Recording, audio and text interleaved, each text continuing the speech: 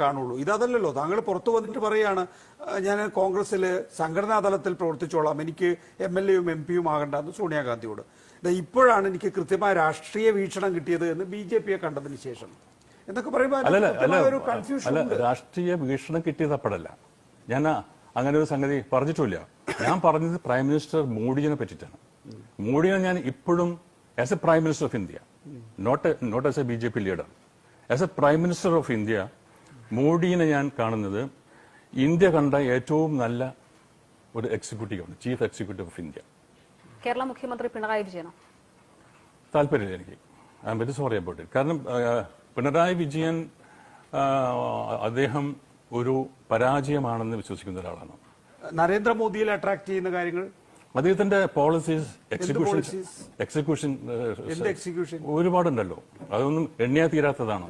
ഇവിടുന്ന് പറഞ്ഞു മറ്റുള്ളവരിൽ നിന്ന് എന്ത് വ്യത്യസ്ത നിലപാടാണ്? Is A very very very efficient prime minister. എല്ലാ കാര്യങ്ങളിലും. അല്ല, ഒരു കാര്യം പറയും. എല്ലാ കാര്യം അഡ്മിനിസ്ട്രേഷനിൽ, അദ്ദേഹത്തിന്റെ ചിന്തകളിൽ, അദ്ദേഹത്തിന്റെ എന്താ പറയാ പോളിസി ഉണ്ടാക്കുന്നത്. വേറിട്ട് എന്ത് ചിന്തയാണ് അദ്ദേഹത്തിനുള്ളതാണ് എന്റെ ചോദ്യം. ഇത് തന്നെയാണ് ചിന്ത. വേറെന്താ ചിന്ത? അല്ല, ഞാൻ ചോദിക്കുന്നത് വേറിട്ട് എന്ത് ചിന്തയാണ് നമ്മുടെ രാജ്യത്തിന് അദ്ദേഹം സന്നിവേശിപ്പിച്ചിട്ടത്? എന്ത് ചിന്തയിലൂടെ, എന്ത് പ്രവർത്തനമാണ് അദ്ദേഹം? ഒരുപാട് കാരണം. ഒന്നാമത്തെ കാരണം ഇന്ത്യക്ക് അദ്ദേഹം ഉണ്ടാക്കിയിട്ടുള്ള ഒരു ഇമേജ്.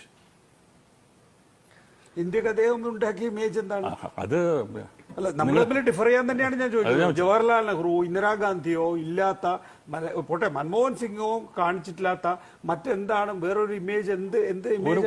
ഒരുപാട്. ഞാനിപ്പോ നെഹ്റുവിന്റെ കാലഘട്ടത്തിൽ പറയാം. ഇപ്പൊ നെഹ്റു പ്രൈം മിനിസ്റ്റർ ആയിട്ട് വന്നിരിക്കുന്നു.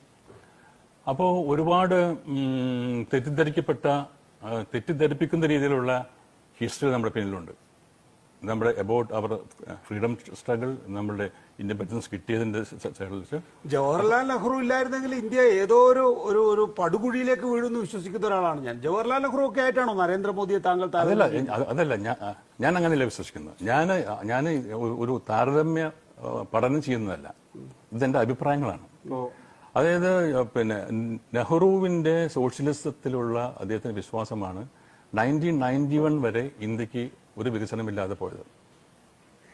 സോഷ്യലിസം എന്ന് പറയുന്നത് വികസനമില്ലായ്മയാണോ? കാരണം എല്ലാം സർക്കാരിന്റെ മിക്സഡ് ഇക്കണോമി കൊണ്ടാണ് ഇന്ത്യ ഒരു പല വലിയ സാമ്പത്തിക തകർച്ച ലോകത്ത് പലയിടങ്ങളിൽ ഉണ്ടായപ്പോൾ പിടിച്ചു നിന്നത് എന്നുള്ളതാണ് കൃത്യമായ.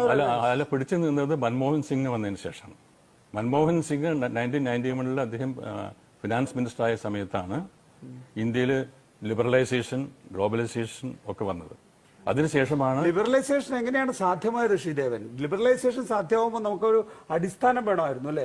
ആ അടിസ്ഥാനം ഉണ്ടാക്കിയത് ജവഹർലാൽ നെഹ്റുവിന്റെ മിക്സഡ് എക്കണോമിയാണ്. ഓഫ് കോഴ്സ്, ഞാനത് അഗ്രി ചെയ്യുന്നു. നമ്മൾ സ്ലോ ഡൗൺ ചെയ്യാൻ കാരണമായി പറഞ്ഞത്.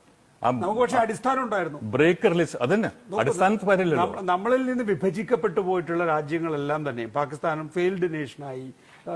സൗത്ത് ഏഷ്യയിൽ തന്നെ ഈ പറയുന്ന സോഷ്യലിസ്റ്റ് രാജ്യം മാത്രമാണ് വികസിച്ചിട്ടുള്ളത്. ചൈന പോലുള്ള രാജ്യങ്ങളാണ് വികസിച്ചിട്ടുള്ളത്. ഇന്ത്യയാണ് പിടിച്ചു നിന്നിട്ടുള്ളത്. വേറെ എവിടെയാണുള്ളത്? ഇന്ത്യയുടെ സമയത്ത് സ്വാതന്ത്ര്യം ലഭിച്ച രാജ്യങ്ങളിൽ ഏതാ രക്ഷപ്പെട്ടിട്ടുള്ളത്? ഒരുപാട്. കാരണം ഒരു രാജ്യത്തെ കമ്മ്യൂണിസം എന്ന് പറയുന്നുണ്ടല്ലോ. ഈ കമ്മ്യൂണിസത്തിന്റെ കാര്യത്തിൽ ഇപ്പോ ചൈനയിൽ കമ്മ്യൂണിസം ഇല്ലല്ലോ. ഉണ്ടോ? അല്ല, അത് ഉണ്ടോ ഇല്ലയോ എന്നുള്ളതല്ല. അപ്പൊ പിന്നെ അവര് മാറിയത് കൊണ്ടാണ്, അവര് സോഷ്യലിസത്തിൽ നിന്നും കമ്മ്യൂണിസത്തിൽ നിന്നും മാറിയത് കൊണ്ടാണ് ചൈനയിലത്തെ ഡെവലപ്മെന്റ്സ് ഉണ്ടായത്. ശരി, ഈ വീക്ഷണം എന്ന് പറയുമ്പോൾ അങ്ങനെയാണെങ്കിൽ പിന്നെ നരേന്ദ്രമോദിയുടെ പാർട്ടിയിൽ ചേർന്നാൽ പോലെ താങ്കൾക്ക്? നോക്കൂ, നിങ്ങൾ വിശ്വസിക്കുന്നത് ഒരു റൈറ്റിസ്റ്റ് പൊളിറ്റിക്സ് ആണ്. നിങ്ങൾ വിചാരിക്കുന്നത് നരേന്ദ്രമോദി ഇന്ത്യയിലെ ഏറ്റവും മികച്ച എക്സിക്യൂട്ടീവ് ആണെന്ന് വിചാരിക്കുന്നു.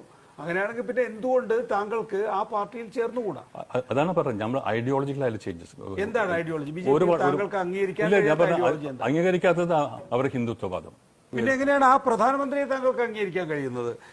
2002 ഗുജറാത്ത് മുഖ്യമന്ത്രിയായി എത്തിയ ഉടനെ ഒരു കലാപം സൃഷ്ടിച്ച് അവിടെ ഒരു ധ്രുവീകരണം നടത്തി ആ സംസ്ഥാനത്തെ തന്റെ ചൊൽപ്പടിക്ക് നിർത്തണമെന്ന് ആഗ്രഹിച്ച ഒരാളെയാണ് ഇപ്പൊ ഇന്ത്യയിലെ ഏറ്റവും പ്രധാനപ്പെട്ട നേതാവായി താങ്കൾ വിലയിരുത്തുന്നത്. അല്ല, അത് തന്നെയല്ലേ കേരളത്തിൽ നടന്നുകൊണ്ടിരിക്കുന്നത്. വേറെടുത്ത് താരതമ്യം ചെയ്താൽ നമുക്ക് മറ്റൊന്നിനെ അംഗീകരിക്കാൻ കഴിയുമോ? അല്ലല്ല, നമ്മുടെ കമ്മ്യൂണിസ്റ്റ് പാർട്ടി ഇത് തന്നെയല്ല ചെയ്തുകൊണ്ടിരിക്കുന്നത്. കലാപങ്ങളുണ്ട്, ഇവിടെ കലാപങ്ങളുണ്ട്, കൊലപാതകങ്ങളുണ്ട്. അല്ല ഞാൻ ചോദിക്കുന്നത് അത് വിടൂ. വേറൊരുത്തിനെ താരതമ്യം ചെയ്താൽ നമുക്ക് മറ്റൊന്നിനെ ന്യായീകരിക്കാനാവോ? ഇല്ലേ, അത് ന്യായീകരണമല്ല. അത് ഞാൻ പറഞ്ഞ as a prime minister of India